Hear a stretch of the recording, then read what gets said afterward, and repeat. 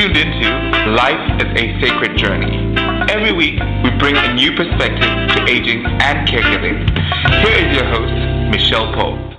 Good morning and welcome to Life is a Sacred Journey. I am your host, Micheal Pope, and it is so good to be here with you. You are experiencing Pondering number 33. Believe it or not, Pondering 33. So I wanted to also thank you, all of you who have been a part of the Life is a Sacred Journey journey. We have been here doing this in this format now throughout the whole pandemic, and we continue to come back every Friday morning at 8 a.m. We have caregivers that come on. We have folks that are working to support caregivers so that they can live their best lives through the caregiving experience. We have brought on so many authors of incredible books. I have one today that I finished that I want to raise up to all of you. I'm going to mail it out to a caregiver that I met this past weekend. And we talk about life. You know, we started off as a podcast only on the radio. We'd be on Blog Talk Radio.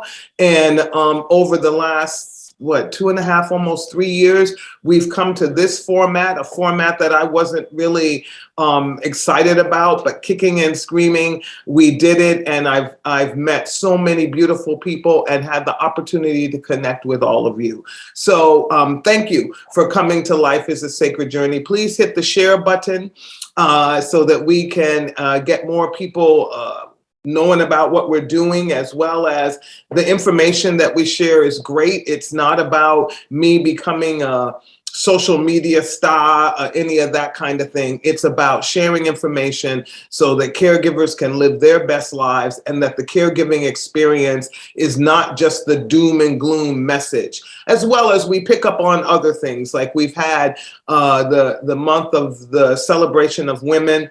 We had women entrepreneurs who are doing things through positive messaging, not only being entrepreneurs, but, you know, Tenero Sellers, Jill Ulcer, who wants to help brown and black girls learn about the business of winemaking, all of these kinds of things. We had Kathy Kamai, who told her incredible story of perseverance and overcoming life challenges, and now has a beautiful jewelry business, and with positive messaging behind each piece that she creates. So we did that. We've also had individuals on, like last week, we had a flashback Friday, and I'll tell you about where I was, a flashback Friday where we brought a wonderful woman on, Naya Nicole, and she has traveled all over the world. And when she came on, that was a really big podcast that she was talking about how to travel on your own, what things to prepare for, you know, what homework to do. So we brought her back because we're living the lazy, crazy days of summer, and we thought you guys would be traveling and some of her tips might be helpful. We also have had incredible folks on that have talked about living with sociopaths. Oh my goodness, that was an incredible journey that we had through that, and I had some revelations that I have some sociopaths in my life. But at the end of the day, Life is a Sacred Journey is about giving you information so that you can make your best choices. Nothing that we talk about are we shoving down your throat and saying it is the only way. We're just saying, think about it. And then I have the wonderful opportunity as your host to have ponderings. And the ponderings are usually about things that are going on in the world, as well as things that I'm experiencing in my day-to-day life as I age in place. I am a senior now, I think. Maybe a senior in demographic age, like when you do surveys and things like that. But in my mind, I think I'll always be, try to be very childlike in many, many ways. I live in a place of wisdom, but I have a child's heart. So those kinds of things, we try to give uplifting messages. So if it's your first time here at Life is a Sacred Journey, welcome, welcome, welcome, welcome. And if you are one of the folks that have been a true follower, I just, again, thank you so much. Wrap my arms around you. And, that goes out to Stuart and Jane and Sandy and Lynn and Sister T, who is traveling this week, Nancy, Betty. I'm trying to remember all of your names because all of you are just coming into all your pictures are coming up in my face, in my eye.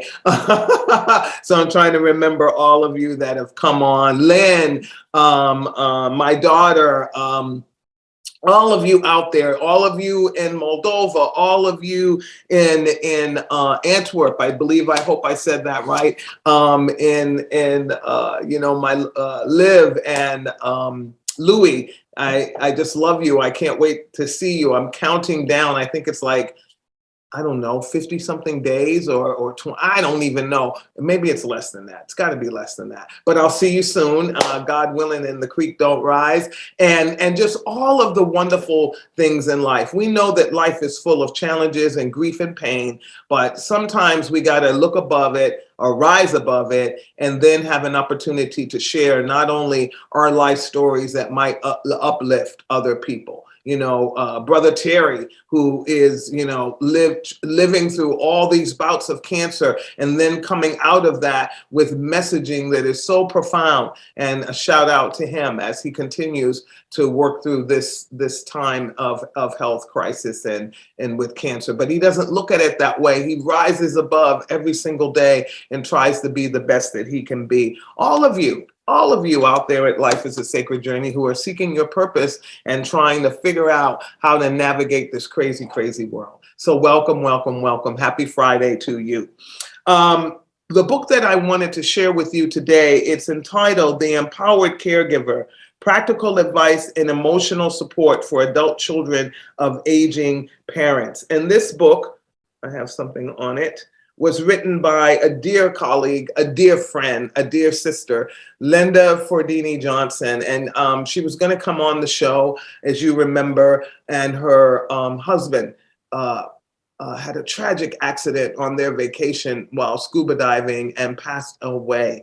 But Linda continues to heal, and this is an incredible book. I finally finished it, and I'm in the process of getting more copies so that as I give them away to people, I will be helping them. So it's called The Empowered Caregiver, Practical Advice and Emotional Support for Adult Children of Aging Parents. Linda Fodrini-Johnson. Linda, we have continued to pray for you as you continue to heal during this time. So this is a great, great book.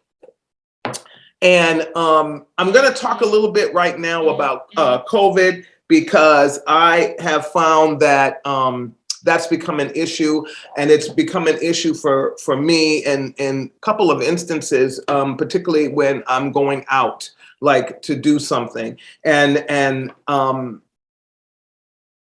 the challenge has been that people are offended because I wear a mask. And so I want to talk about that for a minute, because for me, wearing a mask means being able to go to Brussels in September, to be with people whom I love and that I've been trying to get to them for 3 years. So wearing a mask for me means that. I will wear a mask while I'm there. Why? Because when I come back, it means being able to come back to work and to be in an environment where there are people that have underlying health issues and who I want to keep safe. I continue to wear a mask because we keep having different variants that are getting stronger and stronger and more contagious, that even the 6-foot distancing is beginning to be questioned, and whether or not it really is working. We know it does, but with this variant, it seems like it's very contagious. I heard on NPR a woman who was diagnosed with it, and she was at a farmer's market. But the reality is, in that farmer's market, we were getting close. The people were close together and talking, and they were not wearing a mask. So I want to start with sharing with you the mask, because I am an asthmatic, and I know how hard it is for those individuals out there who are asthmatics. And I've been testing I've been testing the mask because I'm going to have to wear a mask for like 13 hours in September. And I got to figure out a way to do it so that I don't choke to death along the way. First, I am going to, before putting on the mask, I am going to use my inhaler. That's one. Something that I don't normally do on a day-to-day basis. I probably should, but because it has steroids in it, I have an issue with it. So I have an albuterol, which is an everyday sort of thing, and then I have a rescue one. Well, I've been advised to use the albuterol, of course, take the rescue for anything, and I'm going to sit at I'm going to try to maneuver strangers. And so I'm going to wear my mask. This mask, and I don't know if you can see it because it's blending in, but it has this ventilator thing. You see here? Okay. It's a K95 mask, but this is a filter so that I get more air in and out that filters through this so that I have the ability to breathe a little bit better. I've been testing it. In the house, slowly but surely building up my lung capacity. But I will be wearing a mask the entire flight in every airport that, because I think I go into Frankfurt or something, and then I'll have it on then. Unless you're in a big space where there's air flowing. Like I had a group at my house and we were out in the backyard and we didn't wear masks, but we weren't sitting on top of each other and there was constant breeze flowing through. I'm going to give you some facts because I pulled them up for you, but I think this mask is much better for folks with asthma. They actually have one that somebody told me they saw someone wearing it at the gym because he had a child that had underlying conditions and that it had oxygen or something. I don't know. I can't remember what it was, but go online and buy one or two of ones that you think will work for you and then test them if you are an asthmatic, because I do understand how hard this is because I find myself coughing more and gasping for air when I'm having to talk a lot with a mask on. They do have singing masks, and what I have realized about the singing mask, trying to find one with this filter on it, it gives you more space this way. So when you put it on, you look like a duck, but it gives you more space in the front because a part of it is the breathing back and forth, the oxygen, taking it in and out. Okay, so I wanted to kind of bring that up in this pondering to kind of help you. But again, I'm never going to tell you what to do because I don't have a right to tell you what to do. On Life is a Sacred Journey, all we're doing is sharing our best practices and things that are working for us and helping us to live our best lives. I always say, eat the meat and throw away the bones. We get too caught up in trying to debate and argue about what everybody says is right and wrong. Take what works for you and the rest of it throw away. That is the freedom that you have as a human being on the face of the planet. Don't let anyone take that freedom from you and execute that freedom throughout your life because it is your freedom. When you talk about freedom, that's it. Freedom of choice means you don't get mad at people who are telling you to do things that you don't want to do. You just don't do it. Okay, here's the mask. All right.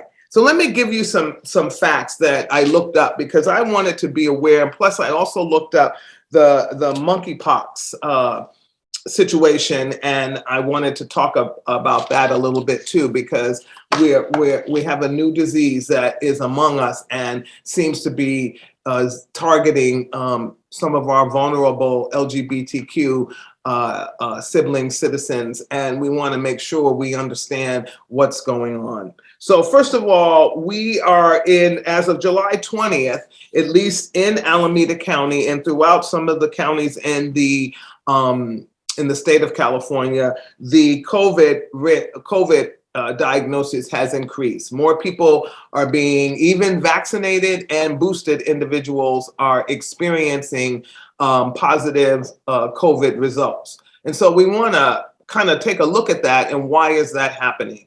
The new variant, the B4, the B5 variant, just seems to be very contagious.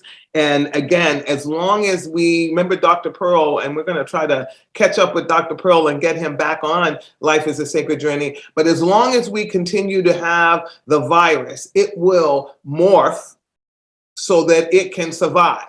And so that's why he was talking about 2 years ago, that if we would all wear the mask, all be vaccinated and wear the mask until we have, almost zero transmissions, then we would have a better chance of getting rid of it. But we still only have, I think it's 70, 80% of the population, check my numbers, I know I'm in the ballpark, that are vaccinated. So, we still have that. We still have people who believe that COVID doesn't even exist and that this is all a conspiracy theory. So the 1,000,000 and something people who have passed away and left people behind are living a fantasy. And we know that to not be true. There are 1,000,000+ people that died of COVID since we first heard about this dreadly, dreadly contagious disease, and their families are living without them right now. So you can believe whatever you want to believe, but those individuals would not be mourning for no reason. And so that's why we light our candles behind us. We also have candles lit for the Ukraine, because that keeps going on. And I keep hearing about now, children that are in the line of fire, and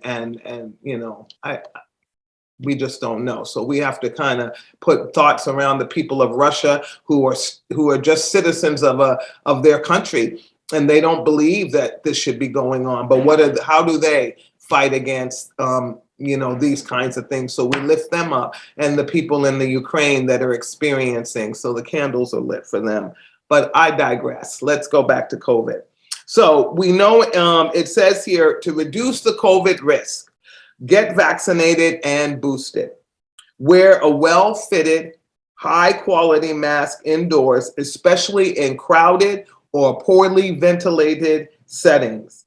Get tested if you think you've been exposed or symptomatic, and before and after large gatherings. So this past weekend, I was the facilitator of a Women in Faith retreat, and I wore my mask, but I took it off too. When I was speaking, I was far enough away from people that I felt I could. There was a lot of ventilation happening in this particular place, but I have tested every single day since I've been back, because I have the test.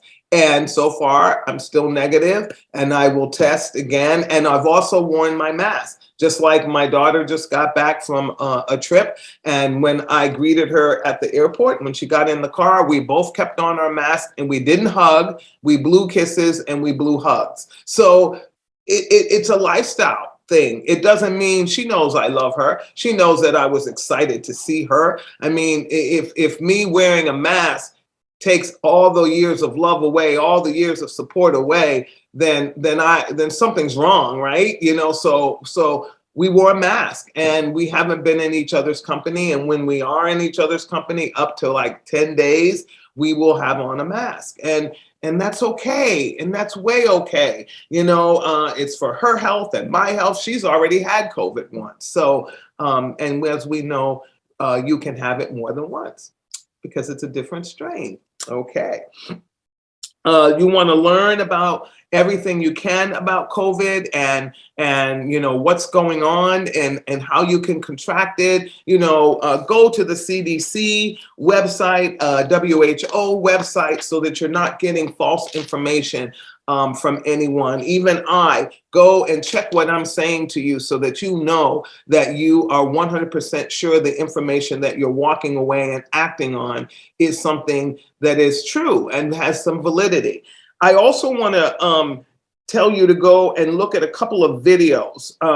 So there's a back to school toolkit that has been put on the Alameda County Healthcare Services Agency website.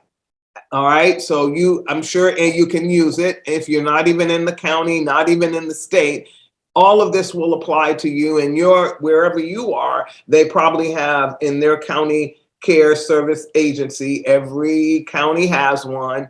they probably have this toolkit. But I'm in Alameda County, so I'm sharing the Alameda County one with you. Get it, then compare it to what you have. And if you have nothing, then you have something in your hand. So it's Alameda County Healthcare Services Agency, and on their website, they have a back to school toolkit. The children are going back to school earlier because of days lost due to COVID. So in the next couple of weeks, the kids are going back to school. I think it's by August 15th or whatever, mid-August. And so let's make sure they're safe. If you are a faith-based community or a community-based organization and you're giving away backpacks and all of those things to children, put this back to school toolkit list in, find it, put it in those things that you're giving away, so that you're passing on information to a family that may not have internet, that may not have resources and access. So back to school toolkit, it's on the Alameda County Healthcare Services Agency website. And if not, then I know that the CDC has stuff about back to school, and so does WHO. So let's get, if you're a community-based organization, if you're a faith-based organization, get a copy of that and get it out so that grandmas and grandpas and moms and dads and foster parents and people who love children can get them ready with more than just a backpack, and arm them with safety things that relate to COVID, hand sanitizer, those kinds of things. Okay? Very good. Thank you. The other thing that I talked about or that I looked at this weekend was the risk of a positive diagnosis of COVID and how fast that can come about if you're not safe. And then I read about the different vaccines, and there was a new one that's been approved, and it's called Novavax. And it was the CDC recommended Novavax COVID-19 vaccine as another primary series options for adults ages 18 and older. This follows an emergency use authorization issued by the FDA. Novavax COVID-19 vaccine utilizes a more familiar type of vaccine technology and could provide another option for adults who may have concerns about the currently available vaccines. And Alameda County does not at this time have a timeline for this vaccine, but get in contact with your healthcare provider and they can help you to determine when it's going to be in your area and available to you if you should choose to move from the Moderna and the other Pfizer one that's out. So take a look. And the epidemic data points, this is a 7-day lag, is 43.8 cases per 100,000 residents per day, 14.4 test positivity, 6,200 reported lab tests per day, 159 hospitalized, 25 in the ICU. And the BA.5 subvariant is the dominant subvariant. So the BA.5 subvariant is the dominant subvariant. That's just Alameda County alone. So if you take that and just say that those numbers are close to your county and add them up to all the counties in California, we have a lot of people still getting sick. All right, and the BA.5 subvariant now is the dominant subvariant. So when someone says they have COVID, they're not really talking about COVID-19. They're talking about the BA.5 subvariant, because that's probably what they're dealing with. Okay, so important stuff around COVID. The other thing that I've become acutely aware of, and why I'm having a hard time breathing over the last 3 weeks, is the fires, that they are still burning and existing, and the residual from some that have even been put out miles and miles away from where I live and work. I can still feel it. I can still, there's something going on, and my asthma has been triggered by the fires. And so the thing that I started thinking about very, very acutely, it's been on my mind to the point of obsession, is what happens in wildfire season to unsheltered individuals. Many, when I went to the up north, I realized there's so many unsheltered people that live off the grid in some of those areas and some of those forest areas. And those individuals, when they lose their homes or when they lose their campsite, what happens to them?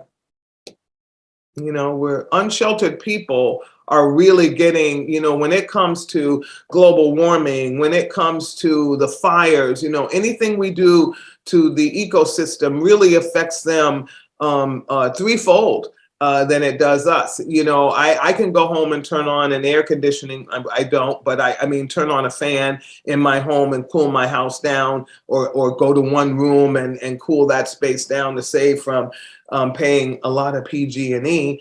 I can go into my home when it's cold and put clothing on and a blanket and turn on the heat just to warm up the house, and then make sure it's like an hour before I go to bed, but I'm sheltered. So what happens to unsheltered individuals during all of these global warming sort of incidents that we have? And what does that mean, even when we take it to the next step and talk about COVID or this new variant that we have? What happens to our unsheltered siblings that we live on this planet with, the human race?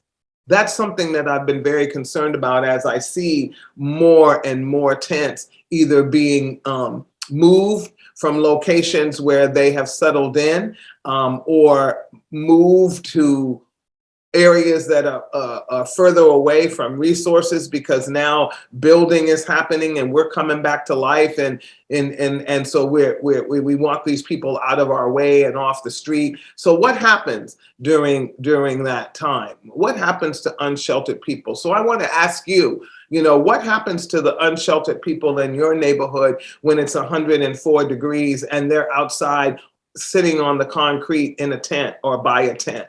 What happens to unsheltered people when, it's below zero cold outside and they're on the concrete in a tent with cardboard only between they and the cold ground?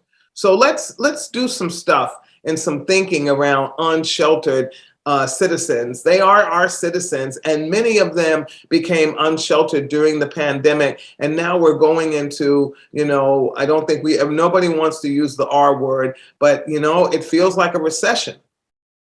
And so if that's the case, what's going to happen to our unsheltered citizens, siblings? And so I just want to lift that up, because it says, I read one thing about the fires that just said, wildfire season can bring unhealthy air quality to the area and harm people with respiratory conditions like you and me and people who out there live with COPD and asthma. Respiratory conditions, those who don't have the option to stay indoors. If you or someone is experiencing homelessness and unsheltered experiences in Alameda County, because that's all I can speak to. There is an Alameda County emergency alerts, AC alert to receive text and email. Many of these folks don't have it, but if you're seeking indoor spaces and ventilation, find a church maybe that is open, that has turned itself into a cooling center, a senior center that's turned itself into a cooling center. Some of the shelters that are for unsheltered citizens are open up early so people can cool down. I don't know, if it starts to be 104, 105, and the road is melting like it did in England, I think lobbies of buildings that have air conditioning, you're going to have to think about how do we help the humanity when the global warming issue is, we've all played a role in it. So let's think about how we can help people, excuse me, as the world changes and people need our support and help. So we're coming to the end of our half hour. We're trying to cut it down a little bit and keep it to a half hour, because it appears that that's kind of what everybody else is doing. Not that I want to be like everybody else, but in order to keep your attention, we're learning that maybe going over that amount of time is too much. So we'll have to hear back from you if because sometimes we do go to 45 minutes. So let us know what you think is best, the 30-minute format or a 45-minute format or an hour format. I don't know. Whatever you think is best, we will do. I'm more than willing. So this is a great book I'm going to end you with. Let me get it up there so you can see it. It says, If, Questions for the Game of Life by Evelyn McFarlane and James Saywell. And I've had this for a really long time, and I'm going to leave you with a question, an if question. And you can share your response in the chat, or you can, share it in the chat. Don't keep it to yourself. If you could read the mind of someone famous, who would it be? If you could read the mind of someone famous, who would it be?